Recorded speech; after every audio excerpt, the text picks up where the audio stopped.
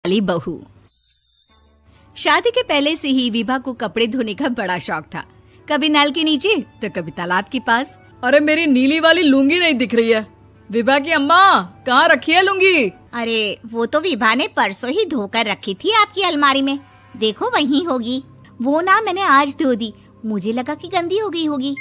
अरे कैसे गंदी हो गई थी, उसे तो मैंने पहना भी नहीं। हे भगवान, इस लड़की के कपड़े धोने की आदत से परेशान हो गया हूँ मैं। जितना तो घर में राशन नहीं आता उससे कहीं ज्यादा डिटर्जेंट पाउडर का खर्चा है। इसकी शादी करवा दो, शादी जाए अपने घर में ही करे काम, फिर चाहे घर के कपड़े धोने हो या पूरे गांव के। हाँ ठीक बोल रही हो, देखता हूँ मैं कोई लड़का। वो दिन भी आ जाता है जब विभा को देखने लड़के वाले आ जाते हैं। लड़की मुझे अच्छी लगी। होने वाली सास कहती है, बेटी अगर कुछ पूछना है तो पूछ लो। वैसे तो हमारी लड़की बहुत ही शर्मीली है, जो बोल दो वो मान लेती है, इसे क्या पूछना होगा। अरे कैसी बात कर रही हो माँ, मुझे इन लोगों के घर रहना है, सवाल तो कई है। हाँ हाँ बेटा पूछ लो ना, क्या पूछना है। आप लोगों के घर कपड़े कौन धोता है? सास का मुंह बन जाता है। देखो अगर तुम ये कहना चाहती हो कि तुम्हें कपड़े धोने नहीं आते तो सुन लो, कपड़े मैं ही धोती हूँ, लेकिन तुम्हारे आ जाने के बाद मैं रुमाल तक नहीं धोऊंगी। अरे चुप रहना भाग्यवान, बहू बेचारी घर आई नहीं, उसे डराना शुरू कर दिया। वो क्या है ना बिटिया, अभी तक तो ये कल्लू की माँ ही धोती थी, लेकिन अब तुम्हारे पापा तो दहेज में वॉशिंग मशीन देंगे ही। तभी विभा की माँ बोल पड़ती है, सवाल भी पूछा तो क्या। वैसे भाई साहब, मशीन की तो फिर भी कपड़े धोने की कैपेसिटी होती है। मतलब जो बिटिया दे रहे हैं ना विभा, इसे कपड़े धोने का बहुत शौक है। ये आप लोगों के क्या, आस पड़ोस गांव मोहल्ले सबके कपड़े धो दे और उफ तक ना करे। बाहर देखा नहीं आपने कितने कपड़े सूख रहे हैं, सब हमारी बिटिया ने ही तो धोए हैं। बस भी करो ना माँ, शर्म आ रही इतनी तारीफ सुनकर। और तो और एक दाग निकाल कर दिखाओ तो मान जाऊँ। हाँ अच्छा माफ करना बेटा, मैंने गलत समझा, हमें तो रिश्ता बहुत पसंद है। और ऐसे जुड़ जाता है रिश्ता कपड़े धोने का शौक रखने वाली विभा का। उसकी शादी हो जाती है कोयला फैक्ट्री में काम करने वाले कल्लू के साथ। शादी के बाद अचानक विभा चिल्लाती हुई सास के पास आती है। सासू माँ, अरे सासू माँ कहाँ है आप? ये तो धोखा है, धोखा दिया आप लोगों ने मुझे। इसे ससुर के चक्कर के बारे में पता चल गया।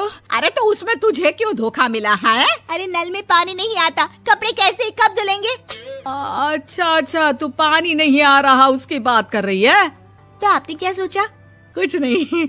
अच्छा तेरी माँ ने कहा था कि कपड़े धोने का शौक है तुझे, याद आया मुझे। शौक बोलकर कपड़े धोने वाले मेरे जुनून को कम ना आके सासू माँ, कपड़ा धोना मेरा गुरूर है।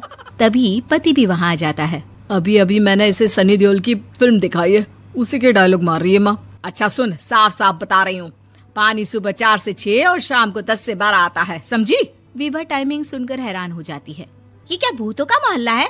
सुबह 4 बजे उठकर कौन कपड़े धोता है? 4 बजे टंकी में पानी जाता है, फिर सारा दिन धोना ना, किसने मना किया? अरे कैसी बात कर रही हैं? 200 लीटर की टंकी में कितने कपड़े धो लूंगी मैं, सुबह ही उठ जाऊंगी मैं। अब क्या था, विभा सुबह 4 से लेकर रात के 12 बजे तक कपड़े ही धोती रहती। एक रोज सास पड़ोस से निकलकर कहीं जा रही होती है कि साथ वाली कहती है, हाँ कल्लू की माँ, जरा ये बताओ कि 2 साड़ी है, 2 ब्लाउज और एक पेटीकोट और एक नाड़े वाला लंबा कच्छा। हाँ तो? अरे तो क्या, कितना लोगी धुलाई ये बताओ। धोबन दिख रहे हैं हम क्या? हमारे पति सरकारी नौकरी से अभी रिटायर हुए हैं और बेटा सुपरवाइजर है कोयला फैक्ट्री में। धोबन समझ रखा है हमें? हाय रे कल्लू की अम्मा, माफ कर दो, वो तो मोहल्ले में यही सब बता रहे थे कि तुमने बहू को कपड़ा धुलवाने के काम में लगा दिया है। सास को पड़ोसन की बात सुनकर गुस्सा आ जाता है। वो घर पहुंचती है जहां घर के बाहर ही इतने सारे कपड़े सूख रहे होते हैं जितने कि किसी धोबन के घर पर। अरे ओ कल्लू की दुल्हन, बाहर निकल। माँ जी यहीं आ जाओ, बाथरूम में चादर धो रहे हैं हम। अरे अभी हम धोते हैं, तुमको बाहर निकलो। ये आस पड़ोस वाले बोल रहे हैं कि हम बहू से कपड़े धुलवा कर उसे कपड़ा धोने वाली बना दिए हैं। अरे छोड़ो ना माँ जी, किन लोगों की बातों में आती हो? आस पास के लोगों का तो काम ही होता है कि वो किसी तरह सास बहू को लड़ा दे। बहू सारे घर के कपड़े धोती है, ये क्या कम है? बोलिए। सास को भी लग जाता है कि वो बहू का ये सनकीपन नहीं छुड़वा सकती, इससे अच्छा है कि खुद ही चुप हो जाए। एक रोज सास और बहू मंदिर जाते हैं, जहाँ सास की साड़ी वहाँ खड़ी भीख मांगने वाली से मिलती है। माँ जी क्या बात है, आपकी साड़ी उस भिखारन से कितनी मिल रही है ना? हाँ हाँ देखो तो, दोनों की साड़ी मिल रही है। क्या बात है कल्लू की अम्मा, तुम खुद को तो अफसर की बीवी बताती हो और ऐसी सिंपल सी प्लेन साड़ी पहनकर घूमती हो। सिंपल और प्लेन नहीं है ये साड़ी। तो क्या सोने के धागे से फूल बने हैं? कुछ भी सासू माँ, कुछ भी। हाँ बने थे इस साड़ी में सोने के धागे से फूल। मेरे पति लेकर आए थे मद्रास से स्पेशली मेरे लिए 10,000 की। ताहे भाई साहब इस भिखारन के लिए भी सेम टू सेम साड़ी लेकर आए होंगे 10,000 की।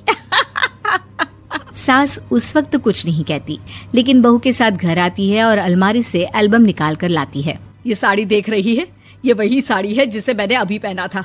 इस साड़ी में ये जो चमकदार फूल दिख रहे हैं ना, ये सोने के धागों से काढ़े गए हैं। लेकिन तू लोकल वॉशिंग मशीन ब्रश से घिस घिस कर सारे फूलों को निकाल कर साड़ी प्लेन कर दी। मुझे माफ कर दीजिए सासू माँ। और तो और, जब मैंने तुझे तेरी गलती के लिए कुछ नहीं कहा, लेकिन तूने तो सबके सामने मेरा मजाक ही बना दिया। क्यों? बहू को समझ में आ जाता है कि अब से उसका कपड़े धोना बंद।